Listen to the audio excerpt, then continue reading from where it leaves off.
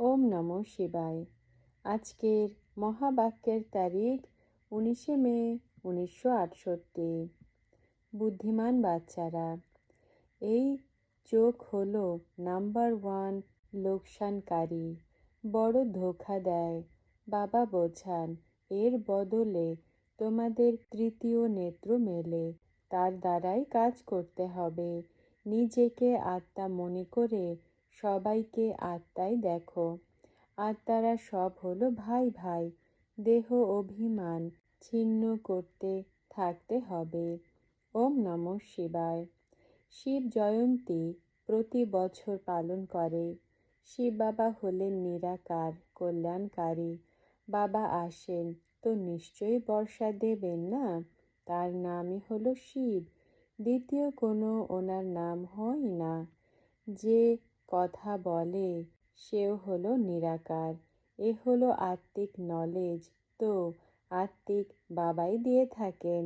তিনি বাবাও আবার টিচারও, সদ্গুরুও। তিনি সবই এক। কত ভালোভাবে পড়ান। বাচ্চারা জানে আত্মিক বাবা আমাদের আত্মাদেরকে পড়ান। ভক্তি মার্গে কখনো শুনেছ কি যে আত্মাদের পরমাত্মা পড়ায়? না, সেখানে তো ভগবানুবাজ হয় না। কৃষ্ণকে ভগবান কেন বলে দেয়? কারণ ভগবান কৃষ্ণকে এমন বানিয়েছে, এই জন্য তাকেও ভগবান ভগবতী বলে দেয়। বলা হবে যে এদের এমন কে বানিয়েছে? ভগবান। ভগবান তো আলাদা জিনিস হয়ে গেল না? কি করে পড়ায় এটা তোমরা জানো। তোমরা তৈরি হচ্ছ। গায়ন করা হয় সহজ স্মরণ আর সহজ জ্ঞান। কিসের জ্ঞান দিয়ে থাকে? কি শাস্ত্রের?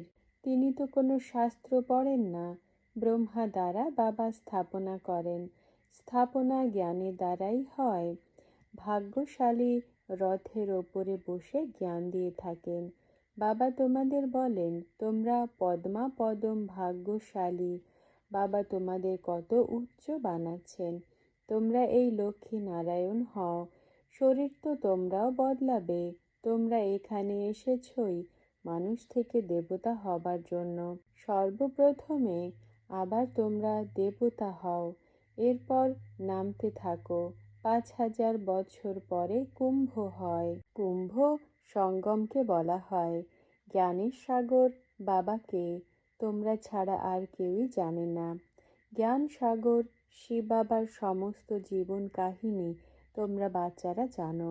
বাবা বলেন আমি এসে নিজের জীবন কাহিনী আর রচনার আদি মধ্য অন্তের কাহিনী শোনাই, যা তোমরা এখন শুনছ।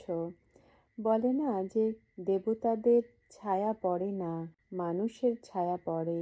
শিব বাবার ছায়া পড়তে পারে কি? বিন্দুর কি ছায়া হবে? জানোয়ার আদির তো ছায়া হয়। ছায়া সবারই হয়, দেবতাদেরও হয়, কিন্তু এই পতিত সৃষ্টিতে নয়। তারা থাকেই পাবন সৃষ্টিতে। তোমরা বাচ্চারা বাবার কাছে আসো রিফ্রেশ হতে।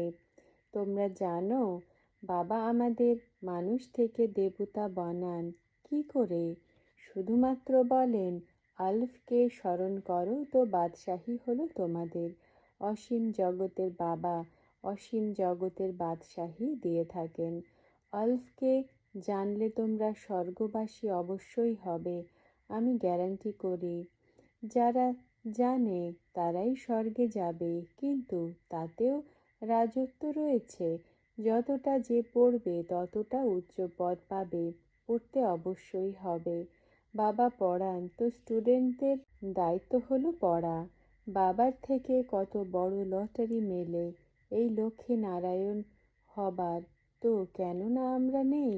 বাবা বলেন নলেজ তো হলো অনেকই সহজ, অন্যদেরও দিতে হবে।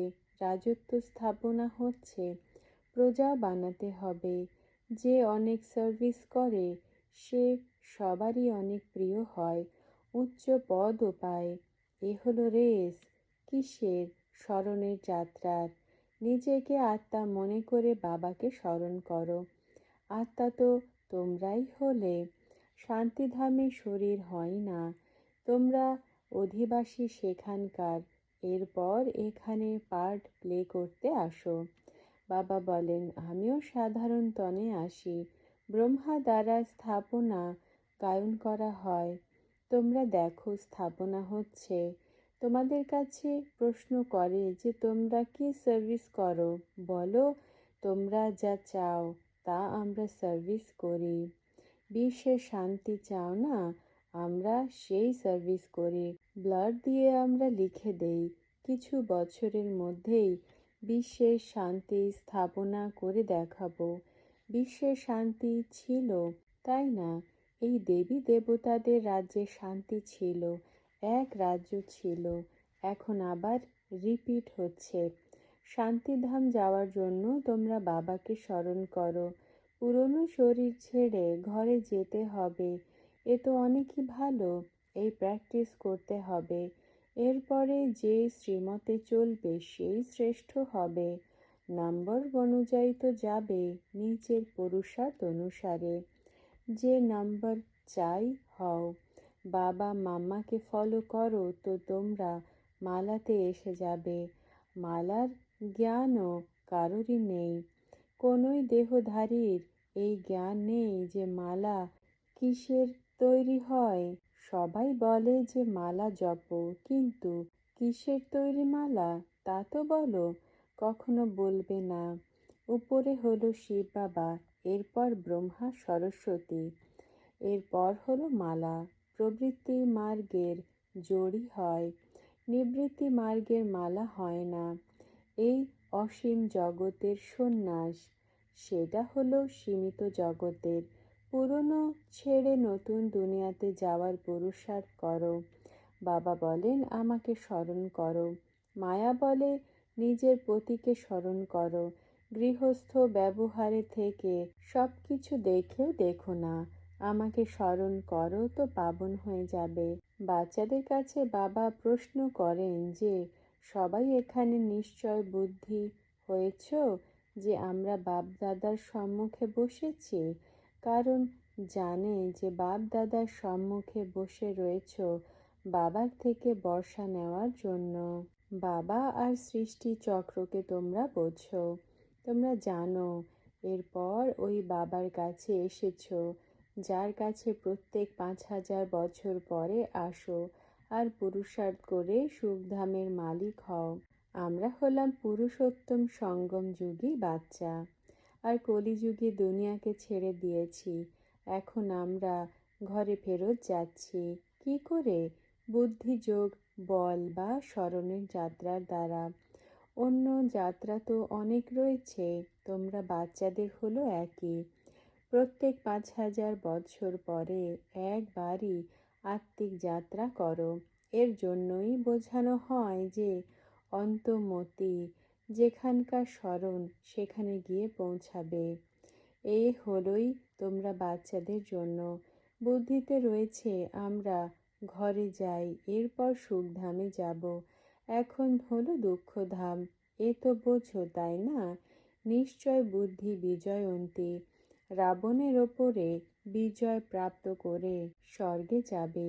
এমন ইউনিভার্সিটিতে যারা পড়ে তাদের অন্তরে খুশির পারাবার হওয়া উচিত নয়। এমন ভাগ্যবান দুনিয়াতে আর কেউই নেই। এমন নয় যে এখানে বাবা বোঝান, তখন হৃদয়ে রাখো। বাচ্চারা জানে যে আমরা দেবতাদের থেকেও হলাম উত্তম, কারণ সেখানে দেবতাদের সাথে থাকবে, এখানে আমরা বাবার সাথে থাকি। ঈশ্বরীয় পরিবারের হয়েছি। দৈবী পরিবারে যাওয়ার জন্য সহজ বোঝানো হয়, তাই না? তোমরা হলে আত্মিক বাচ্চা, ছোট ছোট বাচ্চা, তাই ছোট ছোট কথাও বোঝানো হয়। তোমরা জানো যে আমরা অসীম জগতের বাবার পরিবারে রয়েছি, ঈশ্বরীয় পরিবারের হয়েছি স্বর্গের রাজত্ব প্রাপ্ত করার জন্য। তোমরা বাচ্চাদের অনেক গুপ্ত খুশি হওয়া উচিত। তোমরা বাচ্চাদের শান্তি হলো এমন, যেমন কেউ শরীর থেকে আলাদা হলে শান্ত হয়ে যায়। তোমাদের বোঝানো হয়, এই হলো পুরনো জুতো, তোমাদের নতুন পরতে হবে। শরীরকে জুতো বলা হয়, অন্য জুতো নিয়ে নাও। তোমরা বোঝো 84 চক্র লাগিয়েছ। এখন আত্মা আর শরীর দুই হলো তমপ্রধান। তাই আত্মাকে শতপ্রধান বানানোর বাবা সামনে বসে রয়েছেন। তিনি আমাদের অ্যাকুরেট শেখান। অ্যাকুরেট তিনিই বোঝান যিনি কল্পপূর্বে বোঝান। নিশ্চয় রয়েছে যে এ হলো ড্রামা, সৃষ্টির চক্র যা ঘুরতে থাকে। যেমন ঘড়ি টিকটিক হয় তেমনি ড্রামাও ঘুরতে থাকে। বাবা আমাদের নির্মোহীও বানান। দেবী দেবতারা নির্মোহী হয়। এ তো অজ্ঞানকাল। ভক্তি মার্গেও বলতে যে বাবা আমরা নির্মোহী হব। তুমি ছাড়া আর কারো সাথে বুদ্ধির যোগ লাগাবো না। বুদ্ধি বলে যে স্বর্গে তো সবাই নির্মোহী থাকে, কোনো কান্নাকাটির দরকারই নেই। কোনো বাচ্চা মেসুর মাদ্রাজের হয়, বোঝে না, তো ইন্টারপ্রেটার বোঝাতে থাকবে। বোঝাতে হবে যে আমরা নির্মোহী মোহজিত রাজা হতে চলেছি। এসব বাচ্চাদের নিশ্চয় রয়েছে আমরা মানুষ থেকে দেবতা হচ্ছি। গায়নও রয়েছে মানুষ থেকে দেবতা, কিন্তু অর্থ কিছুই বোঝে না।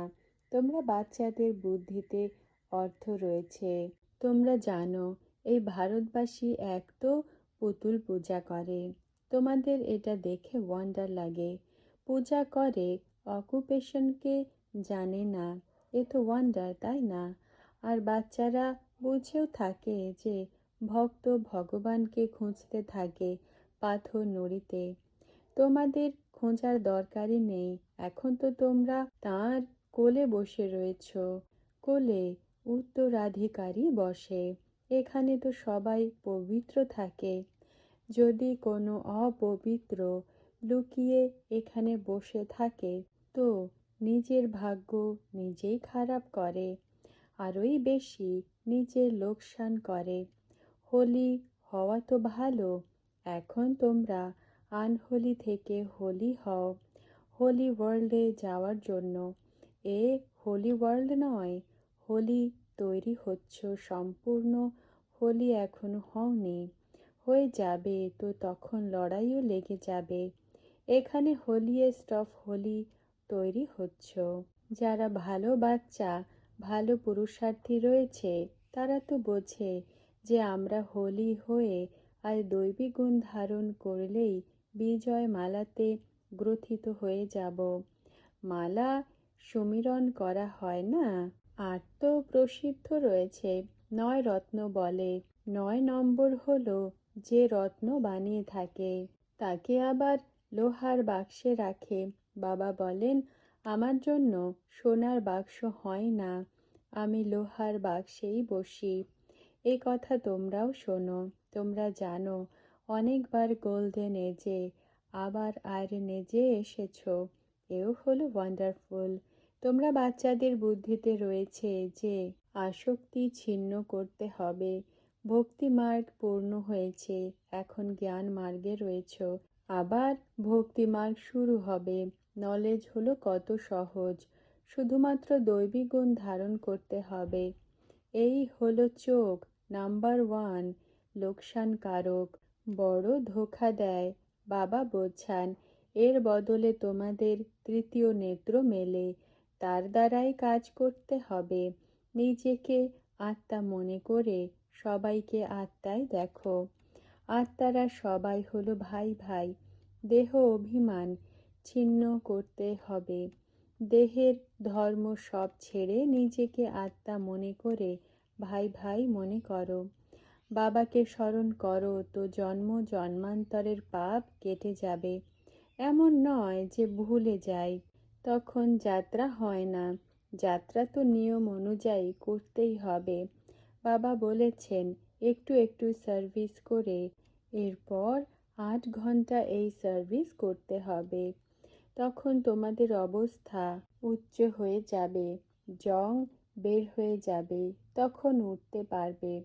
এখানে সব জং চড়ে রয়েছে, এই জন্য কেউ ফেরত যেতেও পারে না। প্রত্যেকে নিজের নিজের পার্ট মিলেছে। অ্যাক্টার্স হলো ভিন্ন ভিন্ন প্রকারের। কেউ ভালোভাবে নিজের অ্যাক্টকে, ধর্মকে জেনে গেছে। এ হলো জানা আর না জানার ড্রামা পূর্ব নির্মিত। সব বাচ্চারা হলো পুরুষার্থী, পুরুষার্থ করে সম্মুখে আসে, খুশি হয়। আমরা অসীম জগতের বাবা আর সাকার ব্রহ্মা বাবার সম্মুখে বসে রয়েছি, আমরা তার হয়েছি। এটা হলো স্মরণ। বাবা যুক্তি এমন বলে দিয়েছেন যাকে রিয়েল শান্তি বলা হয়। তোমাদের স্মরণ যেন ডেড সাইলেন্স হয়ে যায়। তোমরা এই শরীরকে ছেড়ে শান্তিধাম চলে যাও। নিজেদের স্বধর্মে টেকো, তাহলে তোমাদের পাপ ভস্ম হয়ে যাবে। এই সব কথা তোমরা বাচ্চাদের বুদ্ধিতে রয়েছে। বাবা রিপিট করেন, রিফাইন করেন। এখানে তোমরা বসে রয়েছ অসীম জগতের বাবার কাছে, যার থেকে আবার বর্ষা মেলে। বিভ্রান্ত হওয়ার কোনো কথাই নেই। বাবা তো বলেন নিজেকে ট্রাস্টি মনে করো। যা কিছু তোমার কাছে রয়েছে মনে করো সব হলোই ঈশ্বরের। মধুবনে আসা এও হলো যাত্রা। সব থেকে উঁচু হলো যাত্রা। এমন নয় যে বেদ শাস্ত্র আদি পড়লে ভগবান মিলে যাবে বা ভগবান কোনো রূপে আসবেন। এখানে তো এসব কোনো কথা নেই। এ হলো অনেকই সহজ। এরপর শরীর নির্বাহ করতে থাকো আর ভবিষ্যতের 21 জন্মের জন্য জমাও করতে হবে। বাবাকে ব্যাপারী সওদাগরও বলা হয়, কিন্তু এমন থোড়াই হয়। রিটার্নে তো তখনই মেলে যখন প্রথমে জমা করো। বাবা বলেন বাচ্চারা জীবিত থাকো, কোথাও মায়া মেরে না ফেলে। মা বাবা বাচ্চাদের বলে যে বেঁচে থাকো, নিজেদের সামলাতে হবে, কোথাও মায়া ঘুষি না মেরে দেয়। লিখে থাকে বাবা মায়া তোমার স্মরণ ভুলিয়ে দেয়। যে বাবার থেকে পদ্মাপদম ভাগ্যশালী তৈরি হচ্ছ, তাকেই স্মরণ করো। তোমাদের আয়ু অনেক বড় ছিল, এখন হলো ছোট। এরপর যোগ বলের দ্বারা বড় হয়ে যাবে। জীবিত থেকেই তোমাদের বুদ্ধি রয়েছে নতুন দুনিয়াতে। আচ্ছা, মিষ্টি মিষ্টি হারানিধি বাচ্চাদের স্মরণ, স্নেহ আর গুড মর্নিং। আত্মিক বাচ্চাদের আত্মিক বাপ দাদার নমস্কার। আজকের বরদান, রয়্যাল ফ্যামিলির অধিকারী ভব। ব্যাখ্যা, সব বাচ্চাদের এটা জানা রয়েছে যে ভবিষ্যতের পদের আধার হলো বর্তমান সঙ্গম যুগের পুরুষার্থ। পুরুষার্থের আধারেই কেউ রাজা হবে, কেউ রয়্যাল ফ্যামিলির অধিকারী, কেউ ধনী তো কেউ প্রজা বা দাসদাসী। সিংহাসনাসীন তো একজনই হয়, কিন্তু রয়্যাল ফ্যামিলিতে যারা আসে তাদেরও কোনো কম ভাগ্য নয়। এই জন্য রয়্যাল ফ্যামিলির অধিকারী বাচ্চাদেরও অনেক ভাগ্যবান বলা হবে।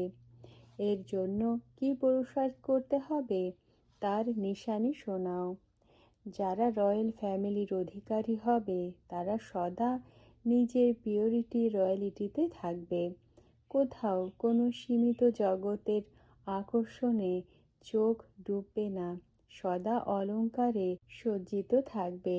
সদা শৃঙ্গারিত মূর্তি নজরে আসবে। তো চেক করো আমি কি এমন হয়েছি। ওম নমঃ শিবায়।